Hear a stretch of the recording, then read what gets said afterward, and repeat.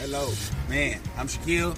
This stuff, when I tell you, see, I sweat profusely, but I'm telling you, it's like 100 degrees right now. I'm dry. Like, I'm really dry. I love this stuff. Like, this stuff, this is my first time using it, but I'm already in love. I will be purchasing. You need to go ahead and get yours, because if you don't, then you're going to be suffering with all this sweat and everything, and you don't, and body odor, so you need to get this right. So how did you find out about it? Because you just asked me for the deodorant today. So how did you find out about the deodorant? How did you start using it? My mother.